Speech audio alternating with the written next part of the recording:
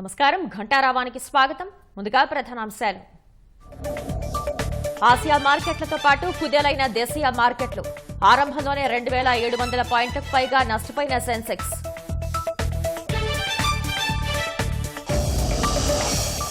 పది నెలల కనిష్ట స్థాయికి పడిపోయిన సెన్సెక్స్ నిఫ్టీ. దాదాపు 20 లక్షల కోట్ల మేర ఆవిరైన మదుపర్ల సంపద.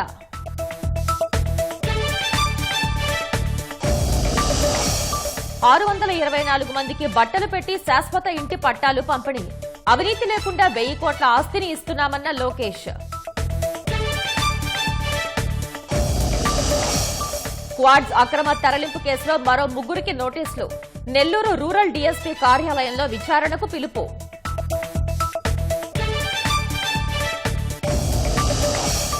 వైసీపీ నేత అహ్మద్ బాషాను కడపకు తీసుకొచ్చిన పోలీసులు మధ్యాహ్నంలోగా కోర్టులో హాజరుపరిచే అవకాశం.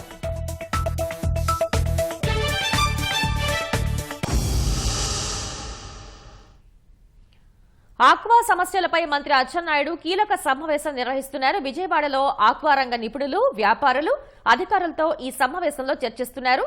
మరింత సమాచారాన్ని మా ప్రతినిధి శ్రీనివాస్ మోహన్ విజయవాడ నుంచి ప్రత్యక్ష ప్రసారం ద్వారా అందిస్తారు. భారతదేశం నుంచి విదేశాలకు ఎగుమతవుతున్నటువంటి సముద్ర ఆహార ఉత్పత్తుల్లో 92% వరకు రొయ్యలే ఉంటున్నాయి.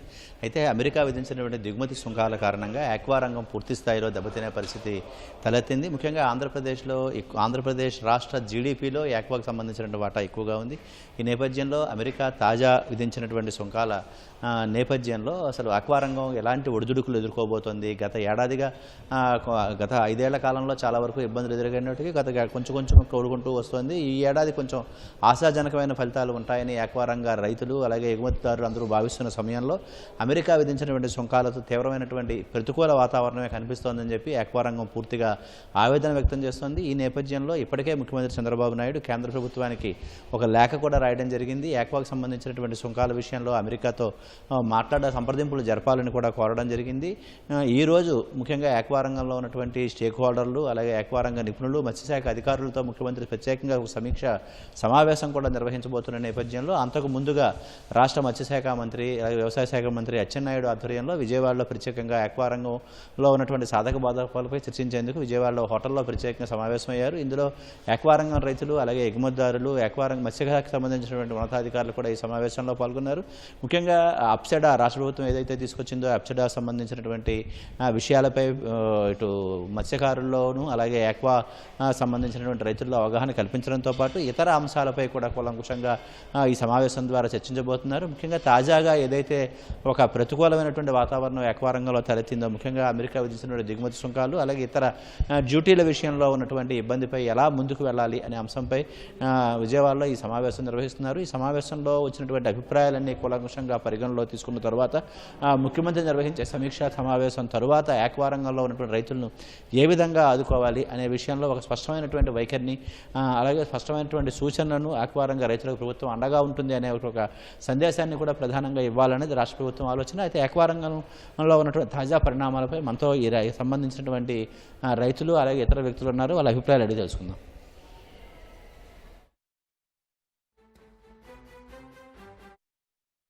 ట్రంప్ది almost throughout the world almost major trading కంట్రీస్తో అంతా ఈ టారిఫ్ వేయడం పడింది.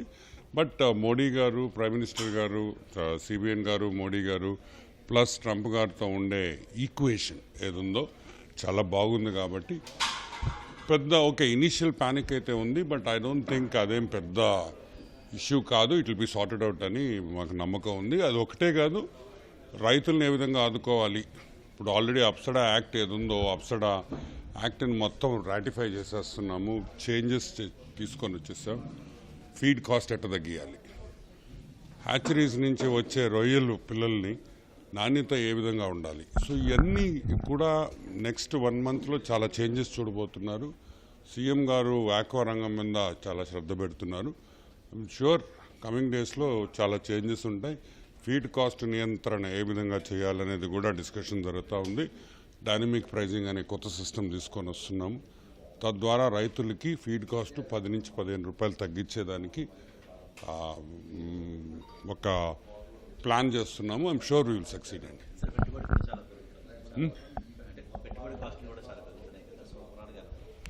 పెట్టుబడి అంటే అట్ ద సేమ్ టైం అది తగ్గించాలనే కదా. The whole idea is that ఇప్పుడు కరెంట్ కూడా ₹1.50 ఆల్రెడీ సీఎం గారు అనౌన్స్ చేశారు కాబట్టి ఐ థింక్ వెరీ షార్ట్లీ అది కూడా ఇంప్లిమెంట్ అయిపోతుంది.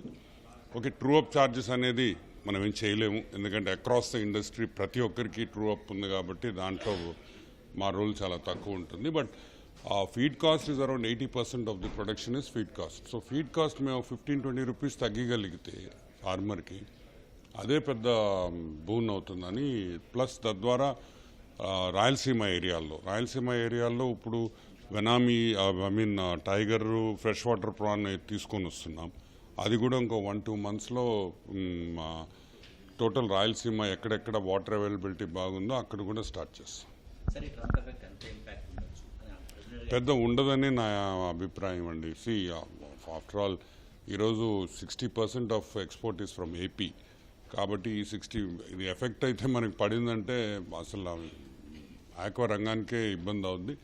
ఐఎమ్ షూర్ ఇప్పుడుండే ఈక్వేషన్స్లో మన మోడీ గారిని కన్విన్స్ చేసి అదేవిధంగా మోడీ గారి ద్వారా ట్రంప్తో మాట్లాడించి ఆక్వా రంగానికి పెద్ద ఎఫెక్ట్ లేకుండా సీఎం గారు చేయగలుగుతారనే నమ్మకం మాకుంది, మా రైతులకు ఉంది, ఎక్స్పోర్టర్స్కి ఉంది.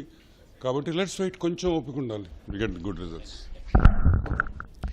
ఈరోజు యుఎస్ గవర్నమెంట్ 26% రెసిప్రోకల్ ఛార్జెస్ అని వేయటం వల్ల అసలే సంక్షోభంలో ఉన్నటువంటి రొయ్యల పరిశ్రమ ఆంధ్రప్రదేశ్ రాష్ట్రంలో చాలా ఇబ్బంది పడే పరిస్థితులు ఉన్నాయి. ఇది 4 రోజుల క్రితం జరిగింది. ఈ 4 రోజుల్లోనే ఆక్వా రైతులు ఎమర్జెన్సీ హార్వెస్ట్ ఉండి పట్టుబడి పట్టడం వల్ల తక్కువ రేట్లకి అమ్మటం వల్ల కనీసం ₹600 కోట్ల ఈ 4 రోజుల్లోనే కోల్పోవడం జరిగింది.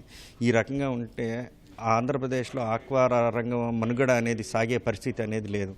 అందుకని దౌత్యపరమైన చర్చలు జరిపించడానికి కేంద్ర ప్రభుత్వానికి విజ్ఞప్తి ఇవ్వడానికి, ముఖ్యమంత్రి గారికి రిప్రజెంటేషన్ ఇవ్వడానికి ఈరోజు ఎక్స్పోర్టర్స్ అప్సరా వారి ఆధ్వర్యంలో ఎక్స్పోర్టర్స్ రైతులు అందరూ కూర్చొని చర్చించి రిప్రజెంటేషను ఈరోజు సాయంత్రం ముఖ్యమంత్రి గారిని కలిసి ముఖ్యమంత్రి గారికి వినతి పత్రం ఇవ్వడానికి ఈ మీటింగ్ అనేది జరుగుతుంది. మనకి ప్రధానంగా ఈ 26% ఆక్వా రంగం మీద వేసినటువంటి సుంకాన్ని భారతదేశానికి 3-4 రంగాల్లో ఎగ్జామ్షన్ ఇవ్వటం అనేది జరిగింది. US government pharma, gold, textile ఇలా కొన్ని రంగాల్లో. అదేవిధంగా ఆక్వా రంగానికి కూడా ఎగ్జామ్షన్ ఇవ్వడానికి దౌత్యపరమైన చర్చలు జరిపి ఆ భారం అనేది రైతు మీద లేకుండా చేయాలి అని చెప్పి మేము కోరుకుంటున్నాం. ఈ రోజున వేసిన 26% వల్ల అటు ఎక్స్పోర్టరు కానీ, బయ్యర్ కానీ, కన్జ్యూమర్ కానీ ఎవరు అబ్జర్వ్ చేసుకుంటారు ఏంటి అనేది ఎటువంటి క్లారిటీ లేదు. కానీ ఆ భారం డైరెక్ట్గా అది అనౌన్స్ చేసిన రోజే రైతు మీద పడిపోయి రైతుకి రేటు తగ్గించడం జరిగింది. అల్టిమేట్గా ఏది జరిగినా కానీ ఆ భారం రైతు మీద పడుతుంది, రైతు ఇబ్బంది పడుతున్నాడు. ఈ పరిస్థితులన్నీ కూడా ప్రభుత్వం దృష్టికి తీసుకెళ్లడం కోసం ఈరోజు ఆక్వా ప్రతినిధులందరూ ఇక్కడ సమావేశం అవటం జరిగింది. ఈ ఏడాది అనేది రేట్ల పరంగా కొంతవరకు ఉపశమనం పర్వాలేదు 4-5 రోజుల క్రితం వరకు. ఇప్పుడు ప్రస్తుతం అయితే చాలా దారుణమైన పరిస్థితిలో ఉంది. అసలు సరుకు కొనడానికి ఎవరు కొంటారు ఏంటి అని రైతు వాళ్ళ వెంటపడి ఏదో ఒక రేటుకి అయిన కాడికి అమ్ముకుని సొమ్ము చేసుకునే దారుణమైన పరిస్థితులు నెలకొన్నాయి. ఎక్స్పోర్టర్స్ రేట్లు అనేటానికి ఈరోజు పరిస్థితి ఎలాగా ఉంది అంటే ఎవరు కొంటారో తెలియని పరిస్థితుల్లో అయిన కాడికి అమ్ముకునే పరిస్థితి ఉంది. ఈ రేటుకి అని చెప్పే పరిస్థితి కూడా లేనటువంటి దారుణమైన పరిస్థితులు ఈ 4 రోజుల నుంచి నెలకొన్నాయి. రెగ్యులర్గా అయితే మనకి ఈ రేటు ఉందని చెప్పే పరిస్థితి ఉంటుంది. ఈరోజు ఆ పరిస్థితి కూడా లేకుండా నాకు ఈ రేటుకి అయితే మధ్యలో మిడిల్ మ్యాన్స్ వీళ్ళందరూ కూడా ఈ రేటుకి అయితే తీసుకుంటాను అని చెప్పి రైతు యొక్క ఈ దయనీయమైన పరిస్థితిని క్యాష్ చేసుకునే పరిస్థితులు కూడా నెలకొని ఉన్నాయి. మేము కృష్ణా జిల్లాలో కల్చర్ చేస్తున్నాం సార్. నా పేరు లక్ష్మీ కుమార్ రాజు. అమెరికా దేశానికి ఎగుమతి అవుతున్నటువంటి రొయ్యల్లో కీలకమైన భాగం భారతదేశం నుంచి వచ్చే రొయ్యలపై దిగుమతి సుంకంగా అమెరికా 27% సుంకం విధించింది. ఈక్విడార్ వంటి ఎగుమతిదారులపై కేవలం 10% పన్ను మాత్రమే అమెరికా విధిస్తోంది. ఇది మన దేశానికి పరోక్షంగా నష్టం చేస్తూ ఈక్విడార్ లాంటి వాళ్ళకి అనుకూలంగా మారుతున్నటువంటి పరిస్థితి ఉంది. దీంతోపాటు మన దేశ ఎగుమతిదారులు ఇప్పటికే 5.77% కౌంటర్ వెయిటింగ్ డ్యూటీ భారాన్ని కూడా మోస్తున్నారు. తాజా పరిణామాలు అంటే అన్ని సుంకాలను కలుపుకుంటే ఈక్విడార్కి భారతదేశానికి మధ్య సుంకాల వ్యత్యాసం దాదాపు 20% వరకు ఉంటుంది. అమెరికా విధించినటువంటి కొత్త సుంకం ఏప్రిల్ 5వ తేదీ నుంచి అంటే ఈ ఏడాది అమల్లోకి వచ్చింది. దీని కారణంగా అమెరికా దేశానికి వెళ్ళే అన్ని ఎగుమతులపైన ఈ భారం పడుతుంది. దీనివల్ల అప్పటికే ఈ సుంకం అమల్లోకి వచ్చినటువంటి 4-5 రోజుల్లోనే భారీ స్థాయిలో వేల కోట్ల రూపాయల వరకు నష్టం వాటిల్లిందని ఏకవారంగ నిపుణులు అంటున్నారు. అలాగే ఏకవారంగంలో ఉన్నటువంటి సాధక బాధకాలు ఈ సమావేశంలో చర్చలోకి వచ్చినటువంటి అన్ని అంశాలపై కూడా ఒక నివేదికను తయారు చేసి ముఖ్యమంత్రికి కూడా ఒక విజ్ఞాపన పత్రాన్ని ఇచ్చేందుకు వీలుగా ఇటు అధికారులు అధికారులు ఏర్పాట్లు చేయడం జరిగింది. ఈ రోజు ముఖ్యమంత్రి దగ్గర నిర్వహించే సమీక్షా సమావేశంలో అచ్చెన్నాయుడు ఆధ్వర్యంలో జరిగినటువంటి సమావేశంలో వచ్చినటువంటి అభిప్రాయాల జాబితాను అలాగే రైతుల విజ్ఞాపనలను కూడా ముఖ్యమంత్రి ముందు ఉంచబోతున్నారు. ఇది ఈ సమావేశం తాలూకా ప్రత్యేక విషయాలు. విజయవాడ నుంచి కెమెరామెన్ ఎం శ్రీమన్నారాయణతో Srinivas Mohan, ETV news. Trump టారిఫ్ల దెబ్బకి భారత మార్కెట్లలో నష్టాల పరంపర కొనసాగుతూనే ఉంది. ఉదయం నుంచే స్టాక్ మార్కెట్లు భారీ నష్టాలను నమోదు చేస్తున్నాయి. ఆరంభంలోనే సెన్సెక్స్ ఏకంగా 3,000 పాయింట్లకు పైగా దిగజారగా నిఫ్టీ 22,000 మార్కును కోల్పోయింది. ప్రస్తుతం సెన్సెక్స్ 2,700 పాయింట్లకు పైగా నష్టంలో ట్రేడ్ అవుతోంది. నిఫ్టీ 900 పాయింట్లకు పైగా నష్టంతో కదలాడుతోంది. ఇప్పటికే ఆసియా మార్కెట్లు భారీ నష్టాల్లో ట్రేడ్ అవుతున్నాయి. జపాన్ నిక్కీ ఒక దశలో 8% వరకు పతనమైంది. తైవాన్ సూచీ 9.61%, దక్షిణ కొరియా కోస్పీ 4.14%, చైనా షాంఘై సూచీ 6.5%, ఆస్ట్రేలియా ఏఎస్ఎక్స్ సూచీ 3.82% మేర నష్టాల్లో ఉన్నాయి. అమెరికా మార్కెట్లో నేలచూపులు చూస్తున్నా సొంత దేశంలో పెద్ద ఎత్తున నిరసనలు వెల్లువెత్తుతున్న టారిఫ్లపై తన వైఖరి మారబోదని అధ్యక్షుడు డొనాల్డ్ ట్రంప్ మరోసారి తేల్చి చెప్పారు. కొన్నిసార్లు అనారోగ్యాన్ని బాగు చేసుకోవాలంటే చేదుగా ఉన్నా సరే మాత్రలు తీసుకోవాల్సి ఉంటుందని వ్యాఖ్యానించారు.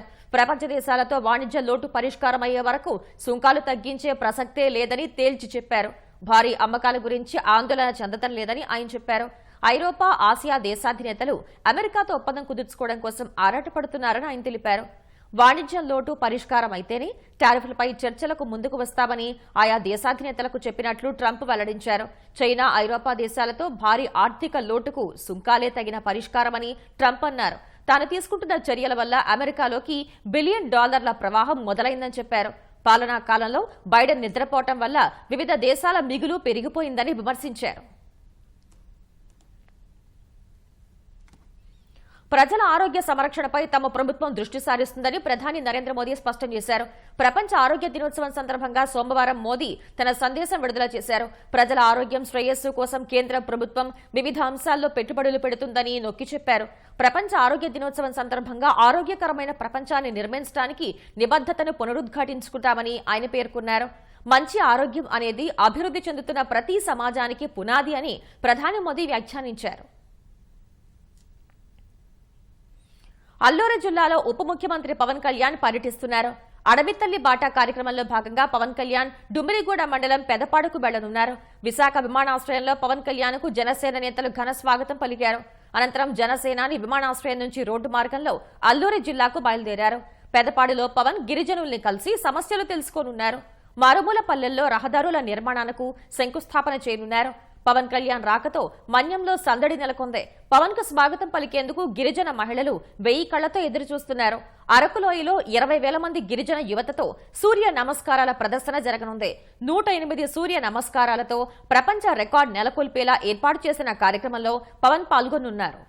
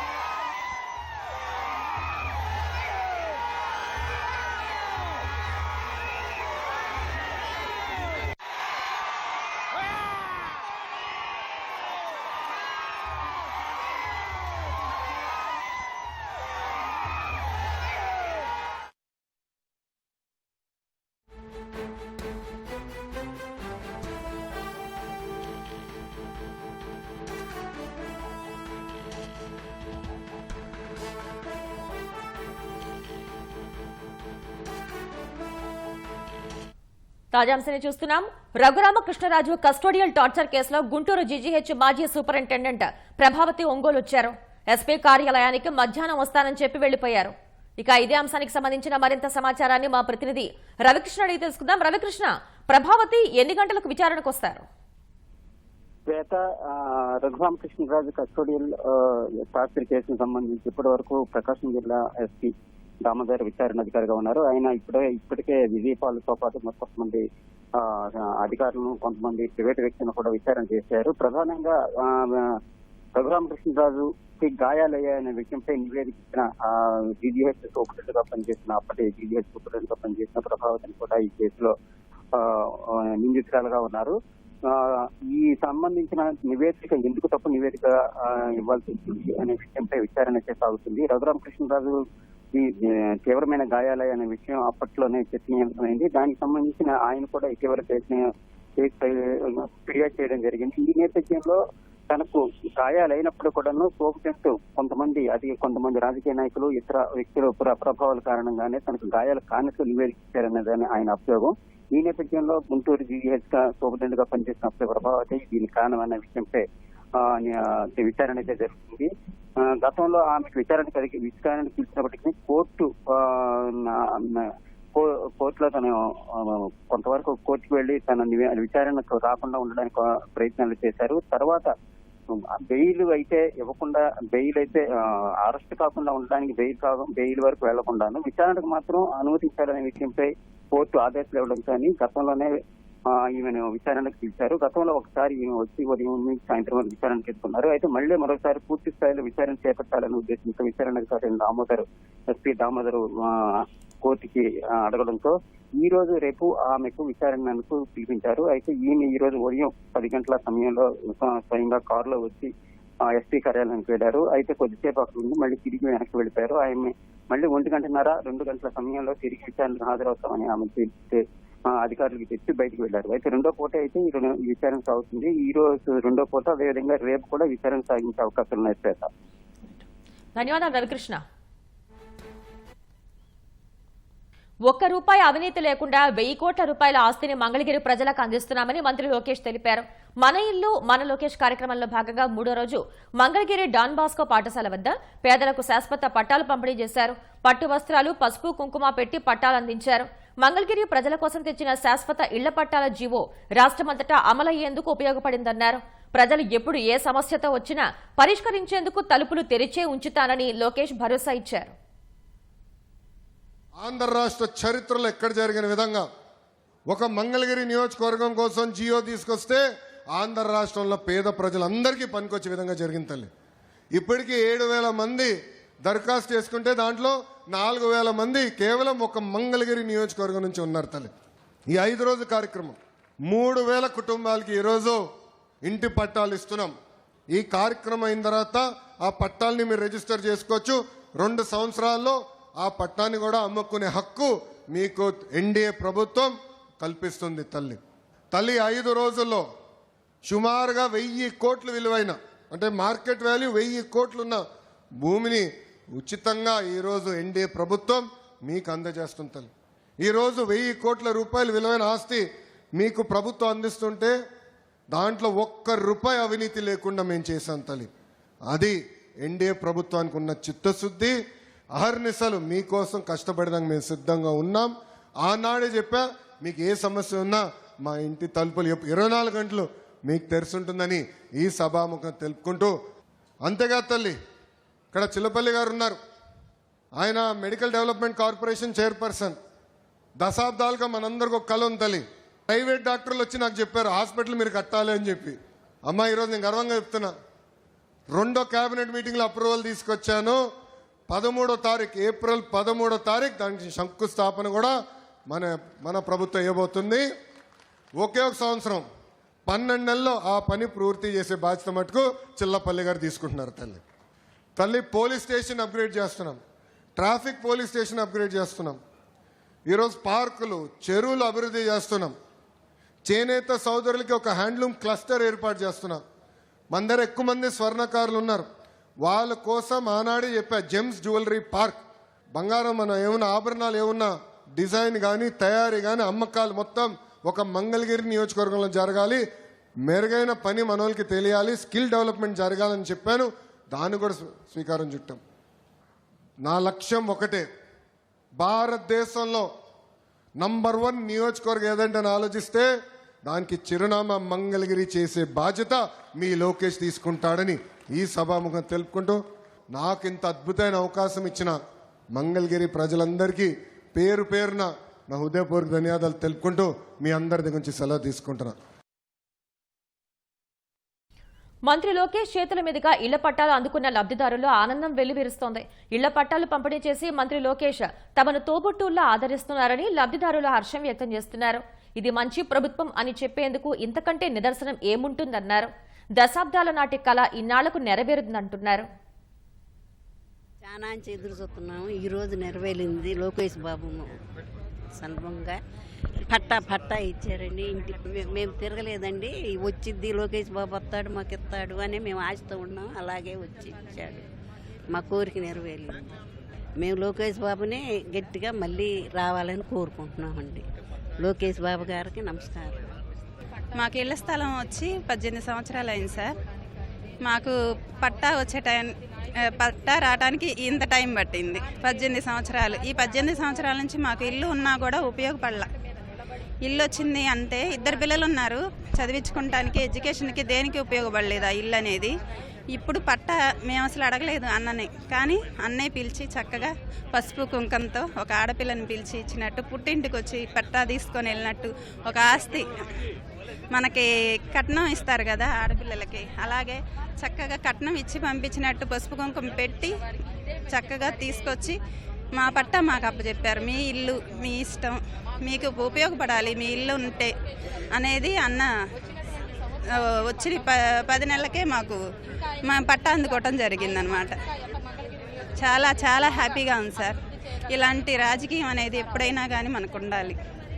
ఎన్ని రోజుల నుంచి పోయిన సరే వస్తాడు మా అన్న, మాకు మేము అనుకున్నవన్నీ మన మంగళగిరి అంటారు కదా, మన మంగళగిరిలో మనం అనుకున్నది జరుగుతుంది అంటే అన్నుంటేనే, ఎవరున్నా కూడా జరగదు.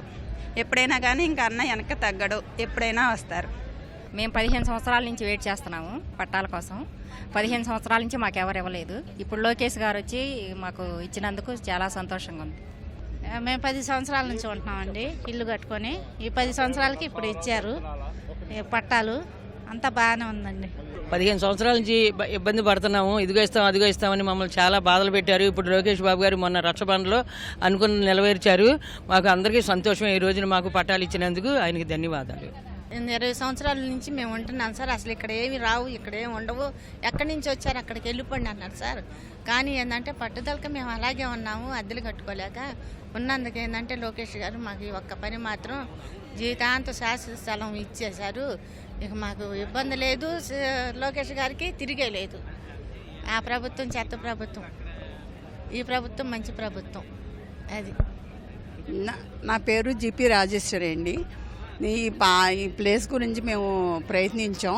ప్రతి గవర్నమెంట్లోనూ వస్తుంది అంటున్నారు కానీ లేదు. ఇప్పుడు నారా లోకేష్ బాబు గారు చేతుల మీద మేము అందుకోవడం మాకు చాలా సంతోషంగా ఉందండి. ఈ పార్టీ మళ్ళీ రావాలి, మమ్మల్ని ప్రజలందరినీ చల్లగా చూడాలి అయినా అని కోరుకుంటున్నామండి. బాగా చేశారండి, అవినీతి లేకుండా జరిగిన మూలానే మాకు ఈ ప్లేస్ రాగలిగిందండి. ఇప్పుడు వచ్చింది ఆయన చేతుల మీద మేము అందుకున్నాం.